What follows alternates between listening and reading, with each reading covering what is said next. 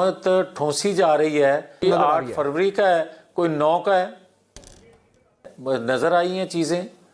और ये लोगों ने अपनी मनपसंद लोगों को आगे पीछे किया है। बदकिस्मती है इस पाकिस्तान की। फिर अगर पार्टी कायद के साथ अगर हाथ हो गया, मियां नवाज शरीफ के साथ हाथ हो गया, तो फिर तो शहबाज शरीफ को गवर्नमेंट लेनी ही नहीं चाहिए थी। नहीं तो शहबाज शरीफ कब गवर्नमेंट ले रहे थे? ले रहे हैं अब ना, जिस तरह दी गई है वो पता है सबको।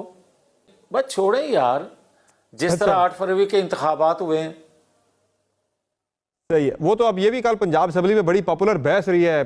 लोग पूछते रहे अरकान एक दूसरे से कि भाई तुम 8 फरवरी वाले एमपी हो या 9 फरवरी वाले तुम एमपीए हो। तो ये भी बड़ी एक बहस चली हुई है पाकिस्तान के अंदर। अच्छा मुझे मियां साहब ये बताएं कि ये हुकूमत ये भी जो कायम होगी अगले हफ्ते, मानते हैं आप ये हकीकत है?